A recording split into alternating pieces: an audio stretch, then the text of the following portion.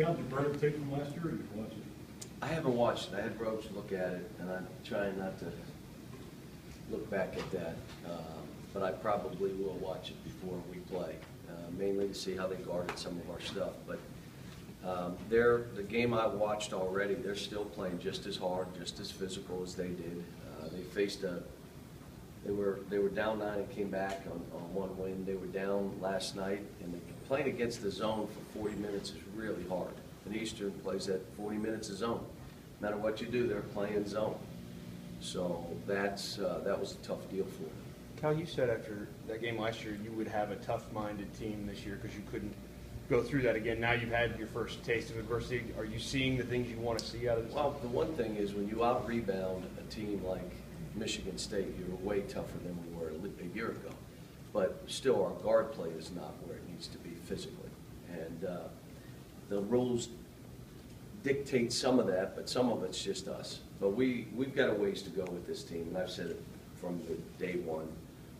You know, we fought like crazy to get back in that game. We had to run one play 16 times. Just keep running it, the same play. We found one thing that worked, and it was like, we're not changing. One coach said to me, let's run. I said, are you watching the game? We're running one thing here until the game ends. And you know, we've got to do some other things as a team, and we changed some things. The way we were playing, we had to change a little bit of stuff, and we're trying to tweak some stuff to see what works for this team, because this team is different than the others I've coached. Is the positive that you have a guy you can play 16 times to well, when have a couple that guys hits? That have to. We need to run pick and roll. We need to run things for our wings. You always have Julius to go to. Alex is playing out of his mind. You know, it was a great thing. Kids, especially young kids, their egos. Alex went from a starter to the 6th man to way too many minutes to probably a few minutes less than he needs, less shots, and all of a sudden he's like, his stuff is skyrocketing. So that stuff doesn't matter. The shots and points, that's all ego. It's how are you playing? He and Julius carried us. And the other guys kind of were out there, but those two carried us. And so you're trying to tell the other guys, you know, you got to sink into your role and then be the best at that, and that is how you help our team and help yourself. How do you feel about the way Andrew and Aaron reacted to the way they played? Well, you get a lot of people crying in that locker room after that game, and they both knew. I mean, the guys that didn't play well knew they didn't play well. And so, you know, we did some things yesterday. It comes back to the same thing, like, wait a minute, you didn't know this? Like, we started working on some things yesterday that I saw on the tape. If you think they know, you're going to make a mistake. So they're no different than any other young team, young freshman. But Aaron's going to be fine, so is Andrew. They'll be fine. From this, you got to change, though. And I said that yesterday. Just saying, okay, they'll learn from that. I need to see that there's change. There's a change in an attitude. There's a change in an approach. There's a change in an effort level.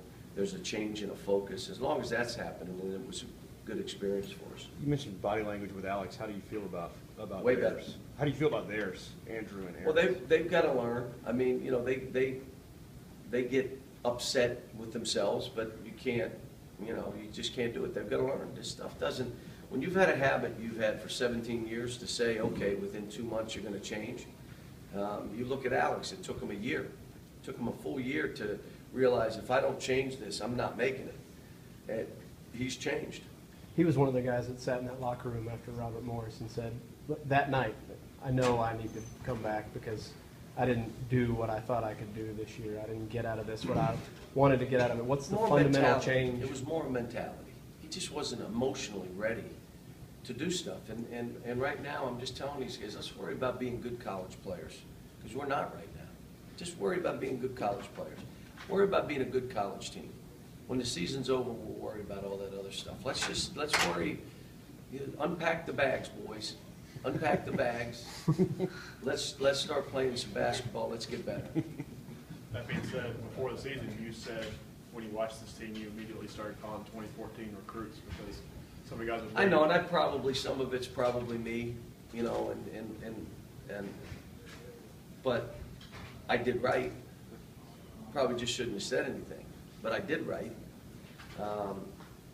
You know, it's a hard thing here to keep them in the moment.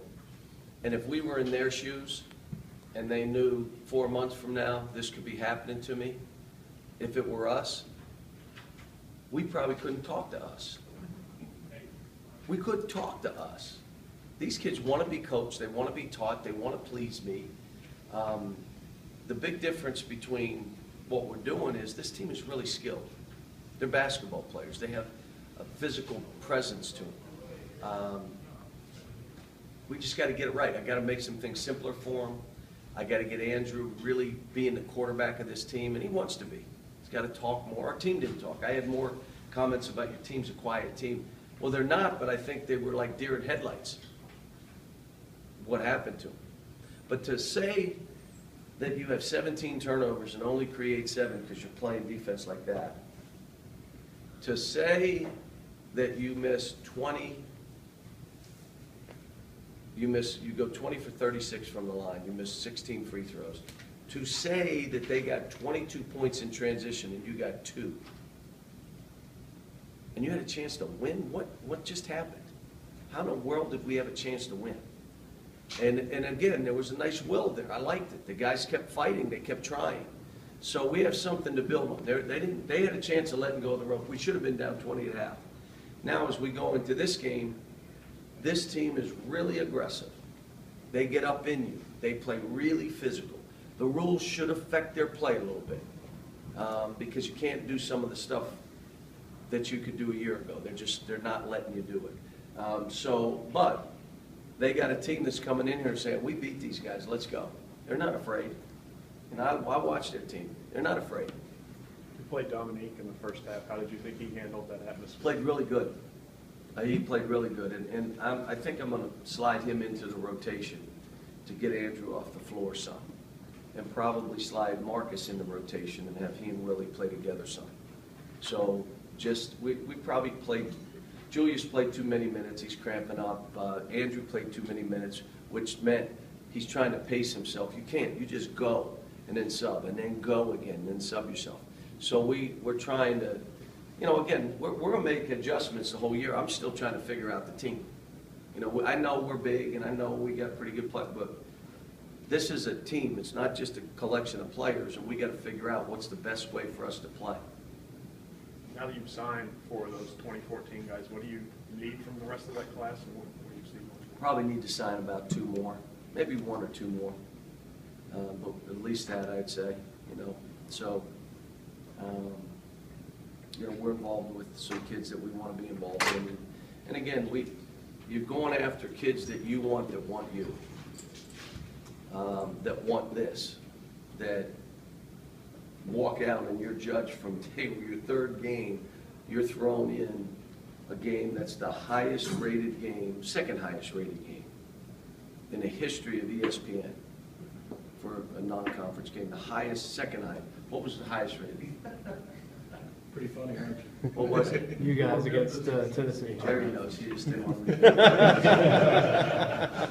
it. But that's your 3rd game of your career, and you got Magic and all these people watching. That you got to want that here now. And every player is coming after you personally. Gary Harris wanted to prove, I'm better. What do you think Applin wanted to prove? I'm better. I mean, you got to want that. If you don't want that, you don't come here. And then the other thing is, you know, this isn't the only place you can go and play basketball. We don't get everybody we want. Kids go other places. I think it's always been that way. But we get who we want in the end of the day. Guys that, you know, the 4 that we got are all skilled, great students, really. Maybe the best students that I've recruited in all my years of coaching. But they're also really skilled players. They're really, you know, 7 foot, 6'10". I mean, they got size, and they're, you know, for us, I'm excited about it, but we got to finish the class. And a coach telling you got 4 guys and you got to finish the class, let me just say, is not normal. It's not traditional. But that's what it is here. Cal, last year you had a situation like this against Duke. It looked like they might run away from you. You sort of fight and claw and have a chance. Alex plays a good game. You have a chance at the end, and you kind of said, I want these guys to be happy about almost winning. Is that a difference in this year's team? This team cried. Let me just put it that way. This team cried. I mean, last year's team, you know, in that game fought like crazy and did some good things, but we were who we were. The good news is, you know, guys are a year older, other guys have their opportunities, and this team is a totally different team. But again, whether it's a win or a loss, probably the worst thing for this team and this staff would have been coming back and winning at the buzzer. I know it would have been great for TV, and it would have been great. It probably would have been, because for me, I was literally physically ill for a whole day. Not because of number one, that's how I am after we lose. I was physically ill, and it got me back to saying, okay, what do I got to do with this team? And if you win, sometimes you look through all the stuff, and it's hard to get through to those guys. The only thing that brings about change is a crisis. In this sport that I coach, it's a loss. You lose, there's a crisis. There's a crisis in the staff, there's a crisis on the team, there's a crisis in the program. We got to change this. And to survive, you got to everybody's got to accept a different role and do things a little differently and go after it. And that's where we are right now. Have you heard enough basketballs dribbling at 10 o'clock at night? Guys are coming in. I mean, guys were, you know, a couple guys were really devastated. A couple other guys didn't have an idea of exactly, you know, where they were, but they know now. And, you know, for me, it gave me a better grasp of where we have to go with this team. I told you, we didn't have much in. Think about what I said. We ran one play 16 times. We don't have much in. They're running plays and curl cuts and back screens and lob passes. We got one play. Well, we have to add to it. We got to get the other kids more involved in things. We got to play maybe a little different in transition. So we got some things to work on. We put in the press. We got to do some things. So, thanks.